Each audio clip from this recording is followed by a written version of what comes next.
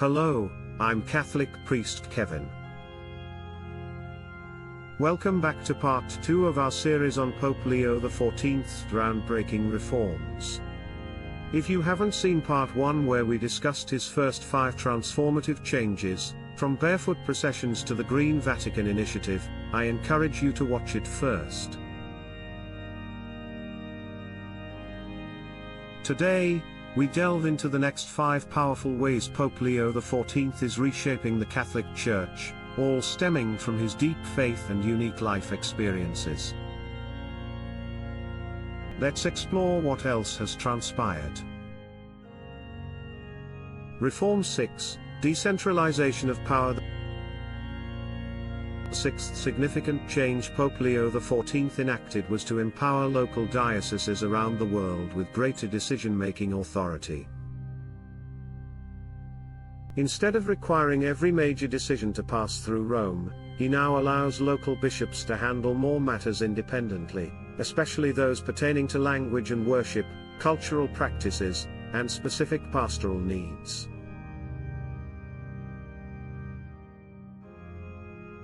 His objective is straightforward: enable local churches to serve their people in the manner that best suits them. He articulated this clearly in a private meeting with church leaders: "You cannot lead a village from a balcony in Rome. You must be close enough to hear their voice." While some initially feared that granting too much power to local leaders might lead to confusion, Pope Leo XIV gently reminded them that the early church grew strong not through rigid control, but through profound trust. This belief is deeply rooted in his experiences in Peru. In 1988, Father Robert was assigned to a small parish nestled deep in the mountains. There was no phone, no electricity, and no quick way to communicate with his superiors. The local people, remarkably, managed everything: the music, baptisms, Bible studies, and even funerals. Initially, he perceived it as disorganized. But slowly, he began to see something truly beautiful: they weren't waiting for orders, they were serving from the heart. One Sunday, he asked the village elder why they didn't contact the main office in Lima for assistance. The elder smiled and replied, "Because God already lives here. We just listen." That single line transformed him.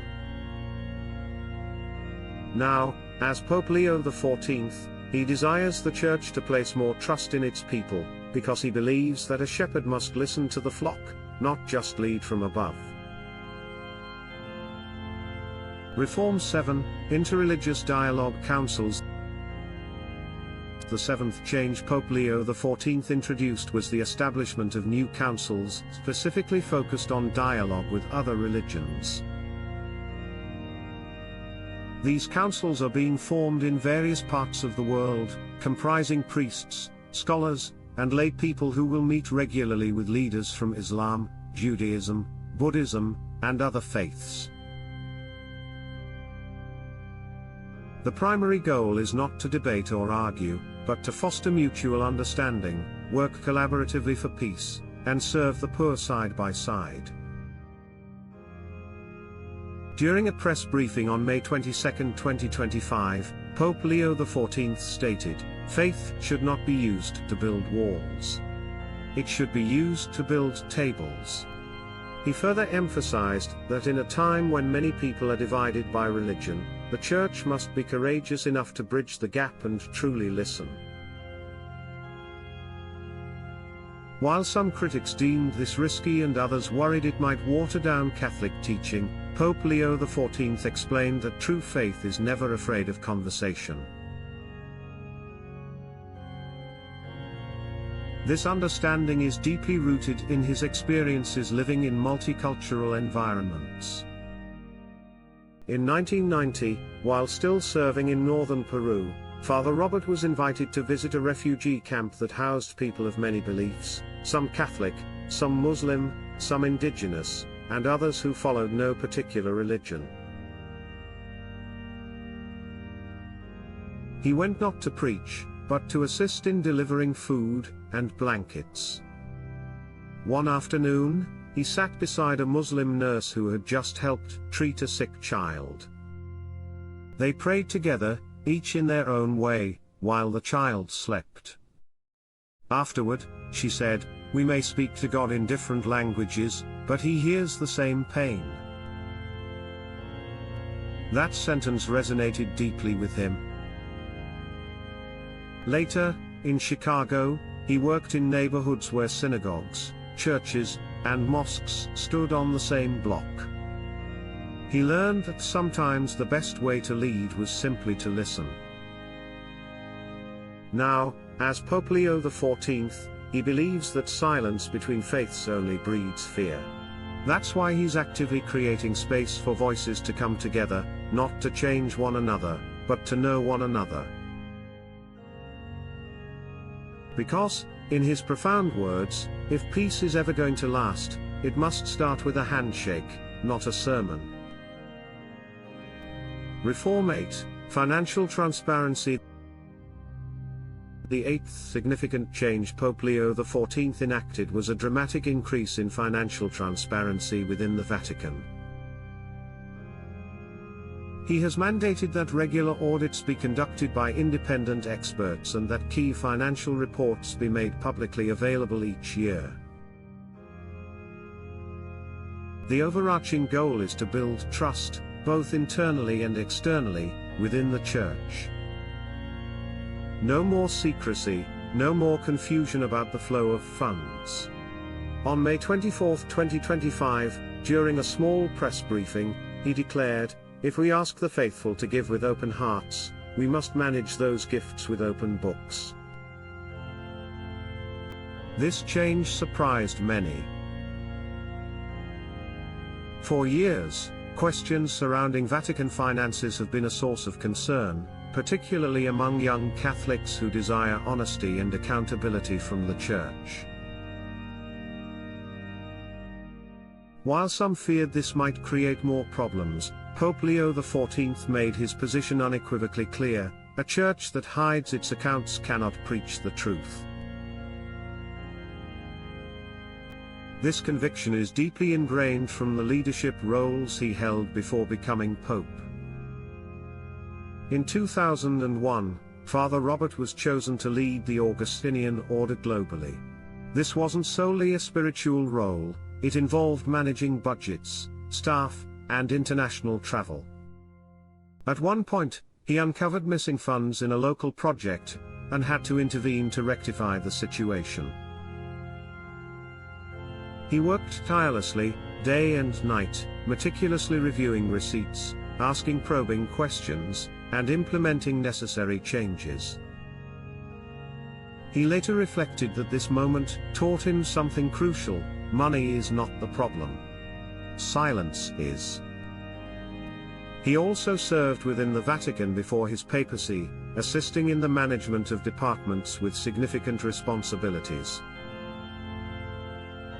There, he witnessed firsthand how paperwork accumulated and how difficult it was for everyday Catholics to comprehend how funds were being utilized. He always believed that cleaning up the Church's finances wasn't just about money, it was fundamentally about trust. Now, as Pope Leo XIV, he is transforming that belief into decisive action. He wants Catholics to know precisely how donations are used to support missions, care for the poor, and propel the Church forward. Because, in his powerful words, the truth should not be hidden in a drawer. It should be placed on the altar. Reform 9, Global Youth Councils. The ninth transformative change Pope Leo XIV made was the creation of Global Youth Councils, designed to help guide the Church. These councils are comprised of young Catholics from diverse countries, cultures, and backgrounds. Their crucial role is to meet regularly, share their insights, and provide honest, unfiltered feedback to church leaders. They discuss a wide range of topics, including faith, technology, education, mental health, and other issues that are vital to their generation. The Pope initiated this change because he firmly believes that young people are not merely the Church's future, they are an integral part of its present. When he spoke about these councils on May 25, 2025, he articulated, "Too often we preach to the youth without asking what they see, what they feel, or what they hope for. We cannot lead them if we do not listen to them."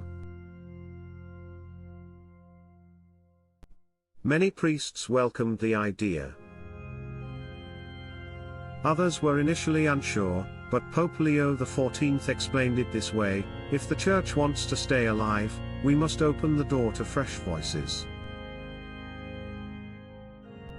This wisdom stems from the way he connected with young people throughout his life.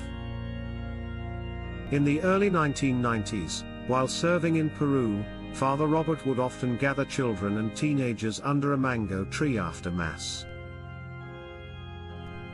He didn't deliver lengthy sermons. Instead, he asked them questions, listened attentively to their answers, helped them with their homework, played music with them, and taught them how to lead prayers. One day, a teenage boy named Olio asked him, "Father, why does no one in Rome ever ask what we think?" Robert smiled and replied, "Maybe one day they will." Later, in Chicago, he helped organize youth retreats and Bible camps. He consistently made time for young people, even amidst his busy schedule. They felt seen, they felt heard. Now, as Pope Leo XIV, he is honoring that promise.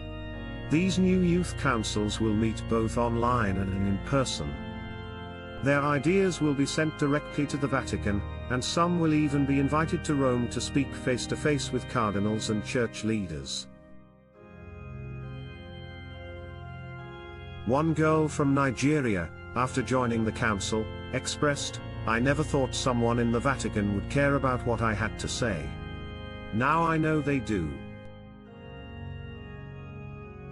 Pope Leo XIV believes that listening to young people is not a sign of weakness, it is a profound sign of wisdom. Because, in his words, a church that speaks to youth is strong, but a church that listens to youth will last. Reform 10, Revitalizing Confessionals. The 10th and final change Pope Leo XIV made was to re-emphasize and revitalize the practice of using traditional confessionals.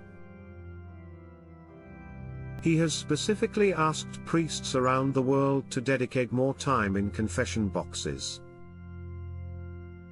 He has encouraged churches to keep their confessionals open throughout the week, not just on Sundays. He has also thoughtfully reminded people that confession is not something to fear, but rather something that heals the heart. On May 26, 2025, he delivered a short, impactful message in St. Peter's Basilica. Standing near one of the old wooden confessionals, he proclaimed, "In this box, the soul learns to breathe again. We must return to it, not because of guilt, but because of grace." Some people felt the world had moved past this traditional practice, suggesting that people now confess in their own ways online, through journaling, or through quiet prayer. Pope Leo XIV acknowledged that prayer is indeed powerful. However, he also emphasized something profoundly important: confession is not just about saying sorry. It's about being seen, forgiven, and free. He has requested every parish to offer at least 2 full days a month specifically dedicated to confession, days where the church remains open and the light in the confessional never extinguishes. This renewed focus on confession is deeply rooted in how much the sacrament shaped his life as a priest. When he served in Peru in the late 1980s, Father Robert would often sit in small wooden confession booths for hours. Many times, no one came, but he faithfully remained. He once shared, "If someone builds the courage to walk through that door, I want to already be there." One day, a man walked into the church near closing time. His face was hardened, his shoulders tight. He told Father Robert that he hadn't been to confession in over 30 years. His voice shook, and he cried in the middle of his words. After he finished, he looked at the young priest and whispered, "Is it too late to be clean again?" Father Robert didn't say much. He simply reached through the screen and placed his hand on the wood, saying, "It's never too late." That moment remained in his heart forever. Years later, when he returned to the United States, he consistently ensured confession was a part of his daily work, even after he became a bishop. He once advised a seminarian, "You can give 100 sermons, but 1 hour in that booth might save a life." Now, as Pope Leo XIV, he isn't trying to merely bring back the past for tradition's sake. He's bringing it back because he profoundly believes people are carrying silent pain, and confession offers them a pathway to release it. He knows it's not easy. He knows many people feel shame, fear, or confusion. But he also knows that forgiveness is one of the most beautiful gifts the Church can offer. That's why he wants every confessional, big or small, old or new, to become a sacred space where people find peace again. Because, in his words, when you kneel in confession, you don't kneel in weakness. You kneel in hope. Pope Leo XIV's reforms are far more than mere administrative changes. They are profound reflections of a life wholeheartedly devoted to humility, service, and unwavering faith. As the world watches, one question resonates: how will these deep-seated changes shape the future of our beloved Church? And so, just weeks into his papacy, Pope Leo XIV has already begun to reshape the Church, not with grand pronouncements, but with quiet, purposeful acts. Because for him, true change doesn't begin in marble halls. It begins where feet are bare, hands are open, and hearts are finally heard. If this story moved you, please like this video, share it with someone who still believes in quiet courage, and subscribe for more untold stories from inside the Vatican. May God bless you all.